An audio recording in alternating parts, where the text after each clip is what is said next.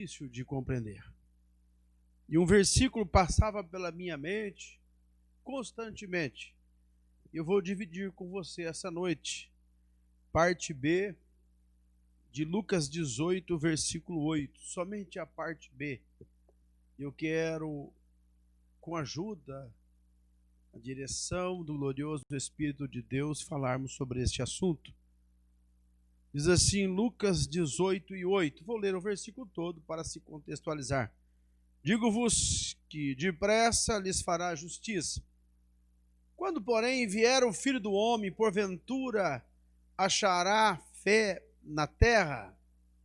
Queridos, esse texto, se não lermos atentamente, ele parece meio fora de contexto, porque Jesus, em Lucas 18, está explicando uma parábola que vem dizer sobre o dever de orar sempre e nunca desfalecer.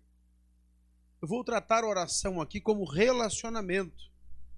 É a maneira que nós temos de ir a Deus, de falar com Ele, de se achegar a Deus. E nós podemos fazer isso em todo instante, não somente na igreja, mas em qualquer lugar. Aliás, a recomendação bíblica é orai sem cessar. Durante esse tempo que Jesus está falando sobre oração, ele para de falar de oração com a seguinte pergunta: quando, porém, o Filho do Homem vier, achará fé na terra? Pois bem, me remete aqui a falar com você que Jesus está nos levando a pensar quais são as condições que os homens estarão sobre a terra quando vier o Filho do Homem. Como é que a igreja vai caminhando para o dia da vinda do Senhor? Meus irmãos, é bem verdade que nós ouvimos de vários. Eu não gosto de questionar quem sabe mais do que eu. Homens de grande potencial teológico afirmando que ainda teremos um avivamento às portas do arrebatamento, do momento em que Cristo vier buscar a igreja. Mas quando esse texto bateu ao meu coração, eu confesso que não veio alegria ao meu coração por ver esse texto. Veio temor, veio tristeza, veio angústia, porque o Senhor Jesus é quem está perguntando. É como se ele dissesse: será que quando eu voltar eu vou achar fé? Será que quando eu voltar eu vou achar alguém me amando? Alguém me desejando? O Senhor Jesus alertou sobre esse momento em que viveríamos sobre a face da terra. Um momento em que haveria um grande esfriamento. Em Mateus capítulo 24, a partir do versículo 11, ele explica isso. Como é que estaria a igreja nos últimos momentos sobre a terra? A igreja lá em Mateus capítulo 24, versículo 11, diz o seguinte: e surgirão muitos falsos profetas e enganarão a muitos. Olha o que vai acontecer com o engano no versículo 12. E por se multiplicar a iniquidade, o amor de muitos se esfriará. Aqui ele não está falando do mundo, porque o mundo não tem expectativa de Cristo. O mundo tem expectativa de quem vai ganhar as eleições. O mundo tem expectativa quando vai retornar os campeonatos de futebol, quando vai reabrir o shopping, quando vai reabrir o cinema. O mundo tem expectativa de como se transformará a economia depois dessa pandemia. Mas a igreja, é a igreja que espera a vinda de Cristo. E é com ela que eu estou falando nessa noite. Porque vai se multiplicando a iniquidade. Dentro da própria igreja, a iniquidade vai sendo permitida, vai sendo consentida, vai sendo tolerada, em nome de um amor que não é amor. O pecado vai se alastrando no seio da igreja. Coisas que a Bíblia condena, que a Bíblia não aceita, vai se alastrando. E isso afugenta, tira o Espírito de Deus da igreja. É por isso que o amor de muitos se esfriam. Por que o amor se esfria? Porque o Deus do amor é afugentado, onde o pecado é tolerado, ele não é recebido, ele não é aceito, ele não concorda com o pecado. É nesta geração, foi na geração passada, e quantas outras vierem, saibam disso, Deus não tolera pecado. Em nome de encher a igreja, em nome de fazer número, em nome de fazer, meu Deus, bloquinhos gospel, nós estamos tolerando e permitindo o pecado dentro da igreja. Isso faz com que Deus se afasta, aí o amor de muitos se esfria. Sabe o que isso significa? A comunhão vai ficando cada vez mais difícil. A comunhão vai se esfriando e se afastando. É um egoísmo terrível. Cada um para si e Deus por ninguém. Porque Deus só será por todos quando todos estiverem unidos num só Espírito, num mesmo Espírito. Senão não haverá isso. Meus irmãos, os últimos dias sobre a terra me remetem a dizer que em 1 Timóteo capítulo 4, a partir do versículo 1, vai nos dizendo que muitos apostatarão da fé. A Bíblia diz que nos últimos tempos apostatarão alguns da fé, dando ouvido a espíritos enganadores e a doutrina de demônios.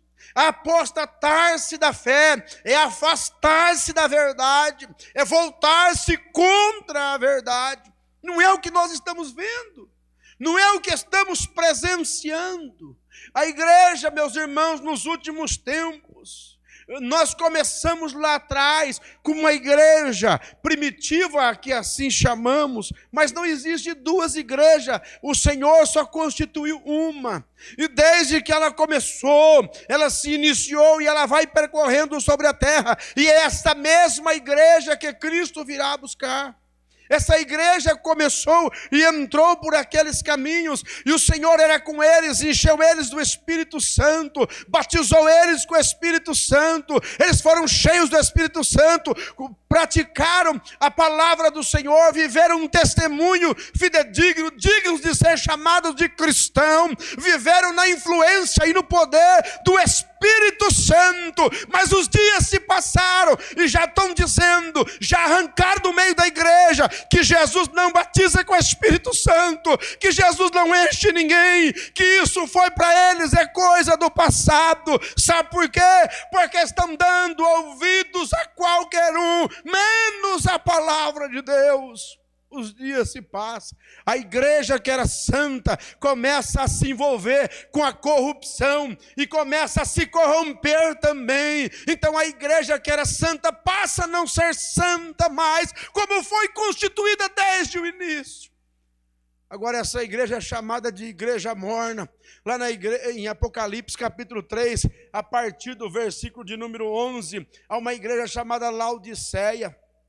Essa igreja é chamada de igreja morna. Sabe por quê, meus irmãos? É a igreja que transige com o mundo, que negocia com o mundo. Ela não sabe, na verdade, o que ela é. Essa igreja não tem padrão, ela não tem um comportamento de igreja, ora é, ora não é. Senhoras e senhores, o que estamos vendo nessa pandemia é difícil de mencionar, mas como as pessoas perderam as características de quem eram.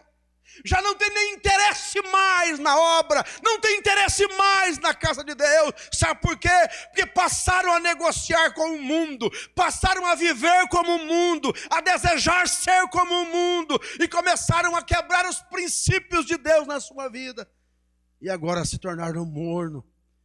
Não é quente e nem frio, não é nenhuma coisa e nem outra.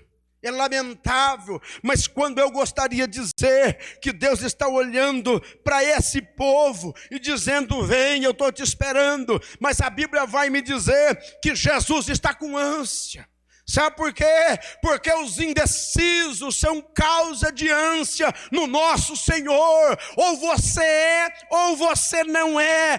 Toma uma decisão nessa noite. Eu tenho algo a te dizer. Ele vem buscar a sua igreja, mas vai buscar os que são. Os que não são, não poderão subir. E dentre os que não são, os indecisos estão entre eles. Vejo, meus irmãos, que essa igreja que tinha consciência que era, agora não tem mais. É uma igreja que vive em constante mutação e transformação. O mundo muda lá, muda dentro da igreja. O mundo se transforma lá, transforma aqui dentro da igreja também. Percebam, senhores, que a dedicação da igreja mudou. A igreja primitiva, diz a Bíblia, que ela ia para os cultos todos os dias. Todos os dias. Nós passamos de um tempo, alguns dias na semana. Outros tomaram a decisão só um dia por semana. Outros, ainda menos com vontade, tomaram a decisão só uma vez por mês. E agora nós já estamos há 3, 4 meses e alguns nem vontade sente, não tem mais o desejo. Sabe o que é isso? Na dedicação está se esfriando. A vontade de se reunir e de cultuar está se esfriando. Isso não provém de Deus. Isso é um frio que vem do inferno para congelar a igreja de Deus sobre a terra. Desperta, levanta-te dentre os mortos e Cristo te esclarecerá. Levanta-te caído em nome de Jesus, levanta-te. Oh, meus irmãos, quando eu tive a oportunidade de ouvir alguns irmãos do passado, pastor Elianai Cabral contando que um certo dia ele viajou tanto a pé para ir a uma casa fazer um culto. E quando ele viaja, diz que o seu sapato estourou e logo os dois estouraram na pedra, que ele não conseguia andar mais de tanta ferida, tanta boca que fez, até que um irmão encostou uma charrete e colocou ele sobre essa charrete e conduziu ele por mais 20 quilômetros até chegar na residência, na fazenda onde ele ia fazer o culto. Aí ele conta que lá para fazer o culto precisou ficar assentado, porque não conseguia ficar de pé, os pés de tão ferido que estava. Mas ainda que estava cansado, chega um homem a cavalo e diz: vem comigo, tem uma coisa para o senhor fazer. Ele falou: não aguento. Colocaram ele sobre o cavalo e ele foi até mais alguns quilômetros na outra fazenda. Lá tinha um homem moribundo, morrendo. Aquele homem estava se acabando sobre a cama, aquele homem estava se findando sobre a cama. Então disseram para ele: ora por esse homem, porque médico procuramos, tudo que foi recurso, alternativa nós procuramos, mas isto nada resolveu. Ele conta no seu testemunho dizendo que sem forças pediu a Deus que o curasse. O que ele se lembra é que arrumaram uma cama para ele dormir, ele dormiu e desmaiou, e quando no outro dia se levantou, saiu do quintal e alguém disse para ele: olha lá, o homem que estava morrendo estava em pé no quintal, curado, são, sarado, e dizendo: aqui nós vamos construir uma igreja para a glória de Deus. Mas havia dedicação, havia vontade. Aí, meus irmãos, o tempo passou, o carro chegou, a facilidade chegou, as proximidades chegou. Tem uma igreja em cada esquina, tem uma alma chorando em cada casa, em cada centímetro quadrado tem alguém precisando ouvir a palavra. Mas a igreja de hoje está bem em casa, está tranquilo em casa. A pandemia já não é mais uma preocupação, é uma desculpa para quem está se acomodando, a quem está se apostatando.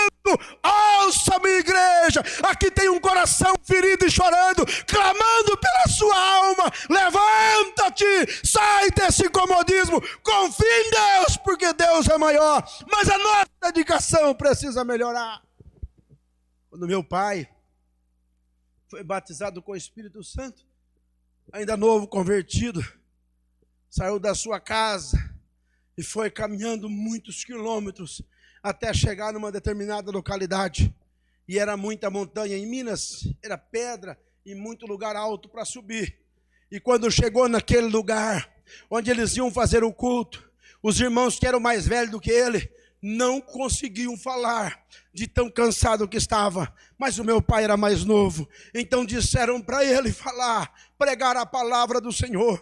Mas quando ele foi pregar a palavra, que começou a falar que Jesus salva, que Jesus cura, que Jesus é bom, que morreu no Calvário, ao meio da mensagem já não se pôde compreender, porque ele fora batizado com o Espírito Santo. Oh, querido irmão, eu quero falar com você nesse momento. Deixa essa desculpa para lá, deixa essa desculpa para lá e se levanta, vá fazer alguma coisa para o reino de Deus. Diga que eu estou pregando aqui e que você vai se levantar em nome de Jesus. E isso precisa passar, porque o mestre vem aí, o mestre está vindo. Queridos irmãos, nós temos que entender que o amor à obra de Deus vai se acabando. O desejo de ver a obra de Deus crescente vai se acabando. É um comodismo terrível, é uma coisa terrível. Essa pandemia só veio para revelar, só veio para mostrar quem é e quem não é. Porque eu tenho certeza, queridos irmãos, que há vidas que são dedicadas. Deixa eu falar uma coisa para você. Ainda hoje eu fui em uma residência de uma irmã que faleceu lá no ano passado, mas ela deixou o seu envelope de contribuição. Será que ela estava pensando em ganhar 100 vezes mais? Será que ela estava pensando em que Deus ia abrir uma porta maior para ela? Ela já está no sepulcro, o seu corpo, mas ela já está com Cristo, mas a sua adoração está até os dias de hoje. Queridos irmãos, o Filho do Homem está vindo aí, ele acha fera a terra. Será que você ainda é um homem de fé? Será que você ainda é uma mulher de fé? Eu te chamo nessa noite, levanta-te, levanta-te, coloca a bandeira do Evangelho no alto. Maior do que tudo isso, meus irmãos, é o Deus a quem servimos, e Ele vem nos buscar. Graças a Deus, diante desta palavra, eu meditei e fiquei pensando: Senhor, então não tem jeito, resta-nos aquietar e esperar a morte chegar, resta-nos aquietar e esperar as coisas acontecerem. Mas o apóstolo Paulo escreve a Timóteo, 2 Timóteo capítulo 4, ele vai dizer mensagem semelhante à que eu estou pregando. Claro que é semelhante, mas muito melhor, mas ele diz assim: conjuro-te, pois, diante de Deus e do Senhor Jesus Cristo, que há de julgar os vivos e os mortos na sua vinda e no seu reino. Timóteo, eu te chamo, Timóteo, eu te imploro. Timóteo, eu estou falando com você, Timóteo. Timóteo, faça isso. Porque saiba de uma coisa, Timóteo. Daqui a pouco você vai se apresentar diante de Jesus Cristo. Ai, que Deus. Daqui a pouco você vai se apresentar diante de Jesus Cristo, Timóteo. E aquele é o advogado. Aquele te defende. Aquele levanta as mãos furadas e diz: esse aí eu já paguei. Mas naquele dia ele será o juiz, aleluia. E a Bíblia diz que o seu juízo será sem misericórdia. Eu estou falando com você, meu irmão. O Senhor vai julgar os vivos e os mortos, aleluia. Hoje Ele é o advogado. Você que está aí titubeante, você que está aí se esparramando em tudo e não quer viver, ainda é o advogado. Arrepende-te, arrepende-te. Tem um advogado fiel, justo, Jesus Cristo, homem na Trindade, para defender a sua vida. Mas naquele dia Ele é o juiz. Ele vai julgar você. E com ele não tem jeito de pagar propina. Com ele, Adão tentou dar desculpa, mas não colou. A Eva também deu desculpas, mas não colou. As desculpas são válidas aqui, com homens falíveis como eu e como você. Mas diante dele ele conhece o ontem, o hoje, o teu coração, a tua mente, o teu psique. Ele conhece a tua alma e o teu espírito. Nada está encoberto, ele te conhece. então o juiz vai julgar. Timóteo, eu estou te falando, Timóteo, faz a sua parte, porque o Senhor Jesus é o justo juiz que vai julgar. O que é para fazer? Aleluia! Pregues a palavra. Instes, pregues a palavra. Eu sei que nós temos uma geração que gosta de fábula. Abra aí 1 Timóteo 4, versículo 1, olha isso. Olha o que a Bíblia diz. O Espírito expressamente diz que nos últimos tempos apostarão alguns da fé, dando ouvido a espíritos enganadores e a doutrinas de demônios. Olha o 2. Preste atenção, pela hipocrisia de homens que falam mentira, tendo cauterizado a sua própria consciência. Agora em 2 Timóteo capítulo 4, ele explica por quê. Porque esse povo não quer sofrer essa doutrina. Esse povo não quer mais a verdade, Timóteo. Mas tem uma coisa, pregues a palavra. Instes em tempo e fora de tempo. Insista, Timóteo. A palavra é suficiente. Eu não pude estar aqui por esses dias, mas Deus usou os meus irmãos aqui pregando a palavra. Há dias que muitos dos nossos irmãos escolheram não ouvir a mensagem. Mas não se incomode com isso, Timóteo. Pregue a palavra. Insista em tempo e fora de tempo. Redáguas não é para bajular. É para falar o que é a verdade. É para dizer que Jesus está voltando. E quem não se preparar vai ficar. Quem não tiver a vida agarrada à fé vai ficar. Repreendas, exortes, com toda longanimidade e doutrina, pregue a Bíblia Sagrada, para de invenção, para de mentira, pregue a palavra, ela é suficiente, aleluia. A palavra é a palavra que muda a história. É pela palavra que todas as coisas foram feitas. É pela palavra que todas as coisas subsistem. É pela palavra que a igreja foi criada. É a palavra que alimenta a igreja. É a palavra. É a palavra, não inventa, não cria, não é psicologia, não é filosofia. É a palavra. Aleluia. Porque virá tempo que não sofrerão mais a sã doutrina. Eles não querem mais a sã doutrina. Eles querem a doutrina que eles querem. A doutrina que eles gostam. Você quer encher a igreja? Fala que o povo quer ouvir. Começa a ter o antropocentrismo. Bajula esses homens aí. Bajula esse povo. Você é o cara. Você é o melhor. Princesas, príncipes, mas mandando eles para o inferno. Não é isso que a Bíblia diz. Fale a verdade, porque esse povo está querendo agora, sabe o quê? Só o que eles querem ouvir. E a Bíblia diz que eles amontoarão para si doutores, conforme a sua própria concupiscência. Essa é a teoria do mundo. Você quer vender o seu produto? Venda o que o povo quer comprar. Ou então plante no coração do povo a necessidade do produto. Vou fazer só um parênteses aqui. Pergunte aos seus pais se eles precisaram de micro-ondas.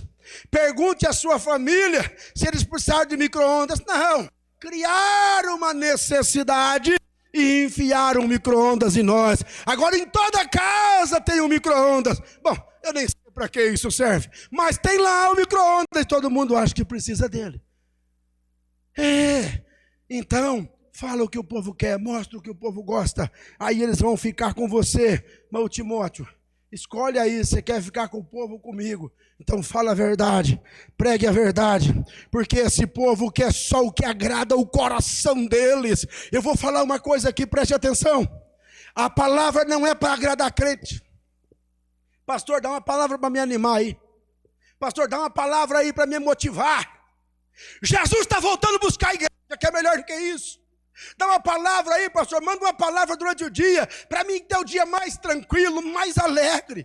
Ou você confia em Jesus, ou não vai ter jeito, meu irmão. Ou a palavra é suficiente na sua vida, ou não vai ter jeito. Ah, não. Ah, não. A igreja precisa mudar. Nós precisamos mudar. Ah, e sabe o que é que acontece? Quando o crente não quer ouvir a própria verdade. 2 Timóteo capítulo 4, versículo 4 vai nos dizer: eles desviarão o ouvido da verdade. Olha o que é no final de todos os tempos aí. 2 Timóteo 4. Olha o que acontece. Eles desviarão o ouvido da verdade. Sabe o que é isso aqui? Eles não suportam essa doutrina. Eles não querem mais. Eles desviarão. Sabe o que significa isso aqui? Vontade própria. Deixa eu fugir da verdade. Tem gente que diz assim: pastor, isso é muito pesado. Isso não atrai as pessoas. Oh, querido, não é discurso que atrai a pessoa. O que atrai a pessoa é o espírito da palavra. Quem iria após João Batista? Raça de víboras. Vocês são víboras, serpente, cobras venenosas. Mas a Bíblia diz que se ele estava no deserto, o povo ia. Se ele estava no Jordão, o povo ia. Porque a verdade ainda é uma luz que brilha na escuridão. Pode doer, mas quem precisa da verdade vai até ela. O dentista dói, mas você vai no dentista. O médico dói, mas você vai ao médico, porque sabe que lá está a cura.